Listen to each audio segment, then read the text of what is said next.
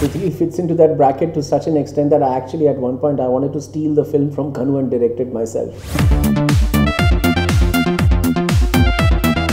The feedback was that ये simple कहानी है, एक family की कहानी है. इस family में एक बाप है, there are 3 brothers.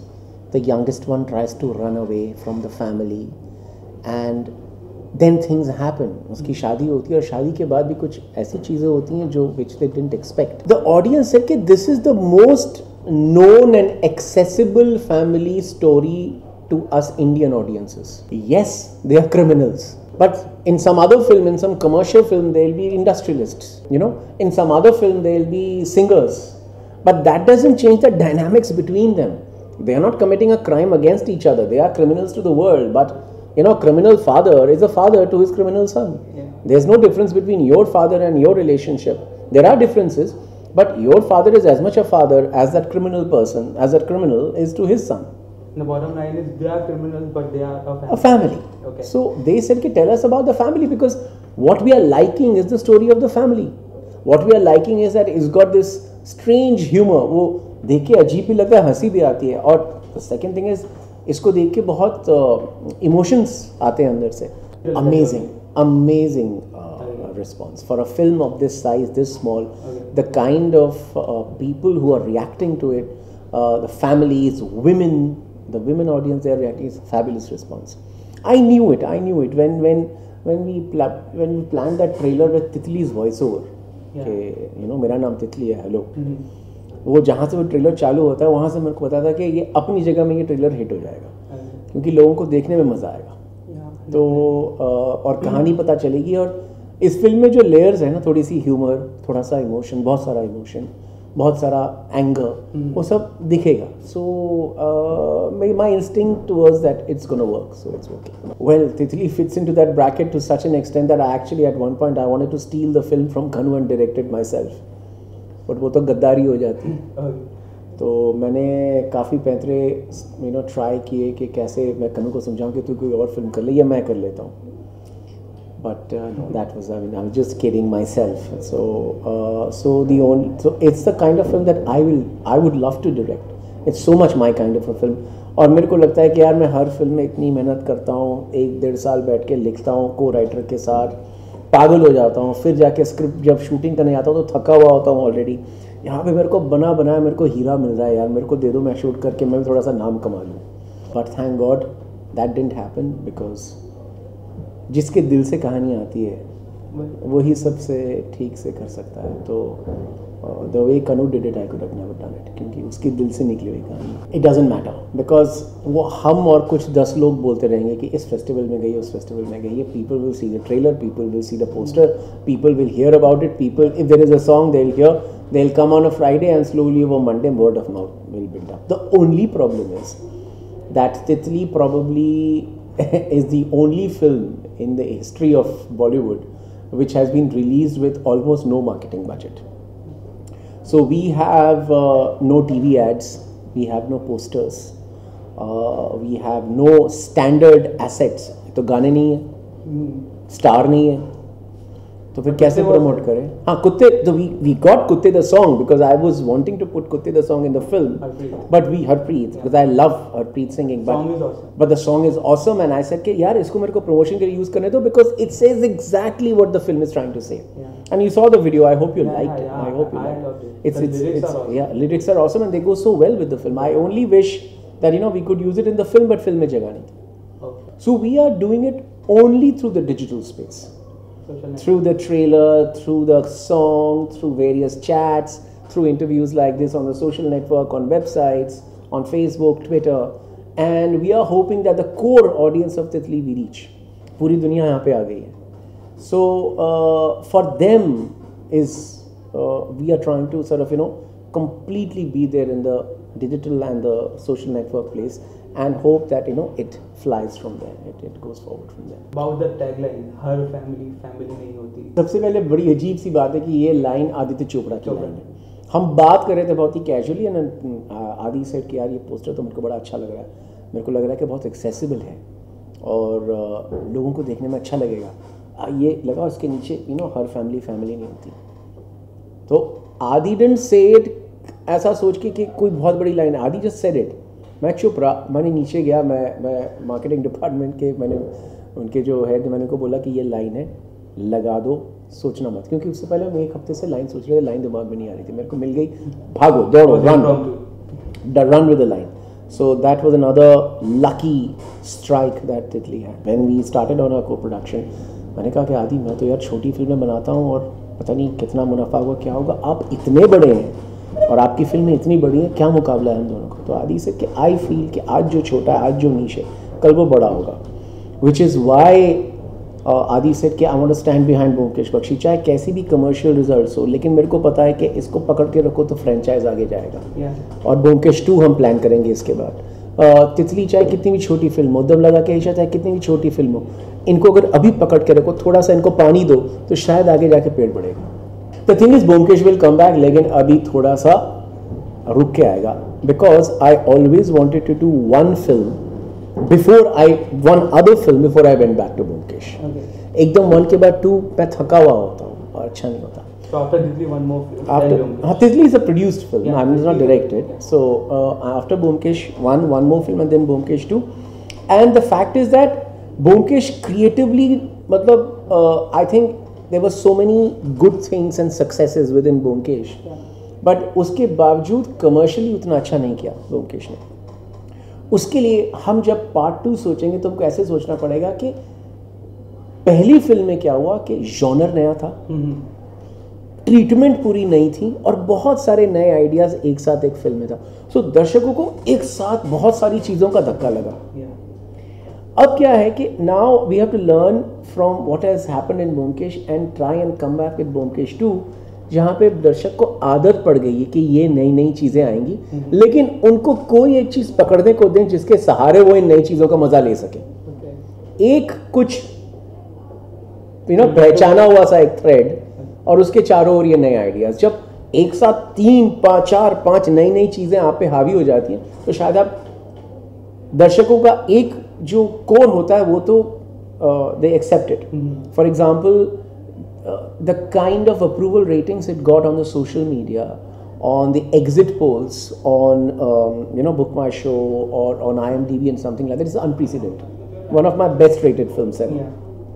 Which you could see that the core audience was completely getting it. But now the task is that the first film has established the character and the world. Now the second film has to embrace the rest of the audience and get them together. All my films मेरे लिए तो zero ही हैं, कि मैं उनको zero ही rate करता हूँ, क्योंकि जब तक फिल्म निकलती है वो मेरे लिए गलतियाँ बन जाती हैं।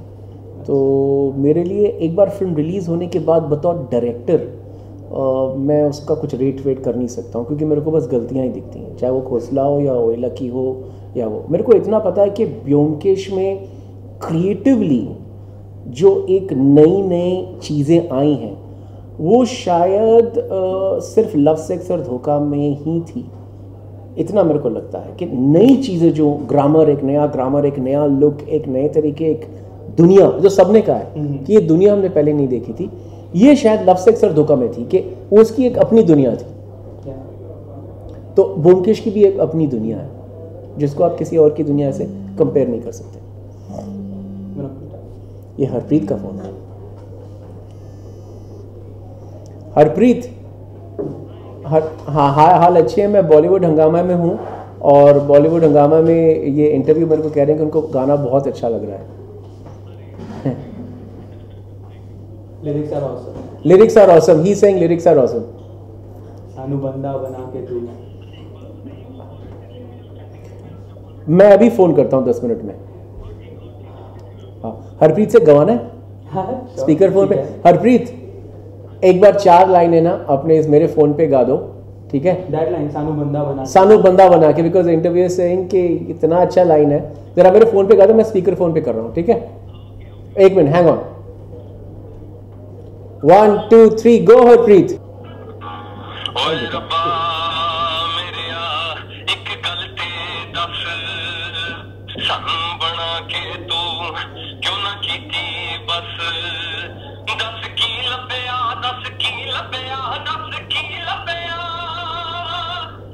बंदा बना के तू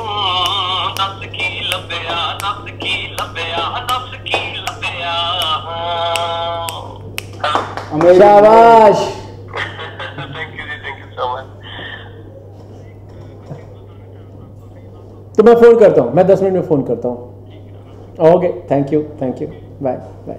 रिलीज से पहले ना हर प्रोड्यूसर डायरेक्टर कहते हैं कि I hope that the audience embraces it and they love it and all that, क्योंकि हम अपनी फिल्म को प्लग करते रहते हैं कि बहुत अच्छी होगी और ये होगा वो होगा। तितली एक बहुत ऑनेस्टी से बनाई हुई फिल्म है, एकदम चीटिंग नहीं हुई है। कनू के दिल में जो था उसने उस हिसाब से फिल्म बनाई है। मैंने जब फिल्म देखी, देखो मैंने कुछ हटके फिल्में बनाई हैं, लेकिन मेरे ख्याल से कोई भी ये नहीं कह सकता कि मैं कोई आर्ट फिल्म मेकर हूँ या कोई आर्टी हूँ या बहुत बड़ा कुछ फिलोसोफर और उस तरह की। मेरी फिल्मों में ऐसा कुछ दिखता नहीं, ना मेरी पर्सनैलिटी में।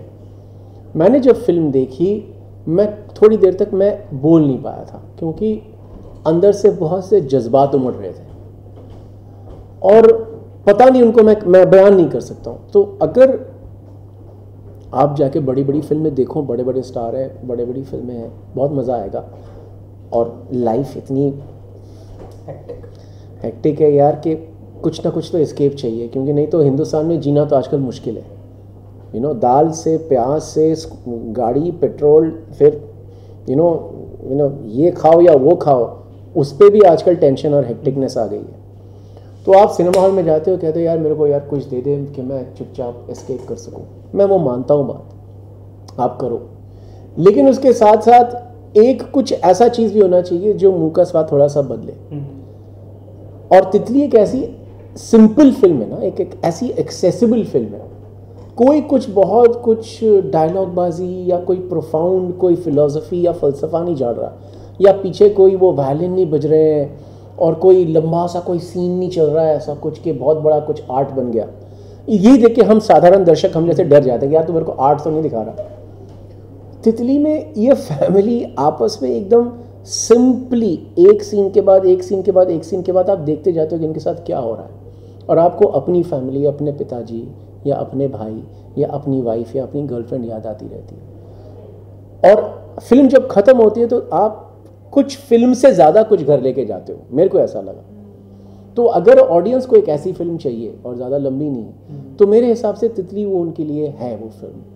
क्योंकि हर वक्त जब आप भागते रहते हो ना, तो एक पीछे टेंशन भी होता है, मैं भाग रहा हूँ, मैं कुछ फेस नहीं कर रहा हूँ। लेकिन तितली को जब फेस करते हैं, तब निकलते हैं ना, तो एक ताकत सी, एक मतलब शांति सी मिलती कि चलो फेस किया प्रॉब्लम को, कुछ देखा, कोई ज़िंदगी देखी और लगा कि यार लाइफ में होप है, there is hope in life. So if वो वाला एक फीलिंग अगर आप चाहते हो तो then you must see it. No, it's very true, but the fact is that very beautifully the people who made this comment have missed the point as usual. अगर मैं आपको माँ की गाली देता हूँ, क्या मैं रियली किसी की माँ के ऊपर कोई आपने भी गाली दी होगी यार, मैंने भी गाली दी होगी। मैं जब गाली देता हूँ इसका मतलब ये है कि मैं किसी की माँ का अपमान कर रहा हूँ। वो दिखाता है कि मैं कुछ ऐसा बोल रहा हूँ जिसका मतलब मेरे को नहीं पता, और मैं अपना एंगर निकाल रहा हूँ, और मेरे में इतनी शिक्षा नहीं है कि मैं अपने एंगर को ठीक से निकालूं। वो गाली से निकल रही है, मैं हेल्पलेस हूँ। ठीक है, माताओं को और बहनों को उनका अपमान करना या उनकी बेइज्जती करने के बहुत से तरीके होते हैं। जैसे मेरे ख्याल से एक माता की बेइज्जती इससे ज़्यादा हो ही नहीं सकती कि आप उसके बेटे को पीट पीट के उसकी आंखों के सामने मार दो। ये सबसे बड़ी बेइज्जती हुई किसी माँ की। या बहन की सबसे बड़ी बेइज्जती हुई कि उसके सामने उसके भाई को नंगा करके उसको मारो और शहर के इधर से उधर खींच के ले जाओ। इससे बड़ी बेइज्जती कोई किसी की बहन की नहीं कर सकता। तो गालियों से किसी की बेइज्जती नहीं होती, गाली एक कैरेक्टर का पार्ट है। जब हम सेंसर बोर्ड के पास गए तो सेंसर बोर्ड ने कहा कि इन्होंने एक भी विजुअल कट नहीं डाला, और उन्होंने काफ़ी प्रशंसा की फिल्म की।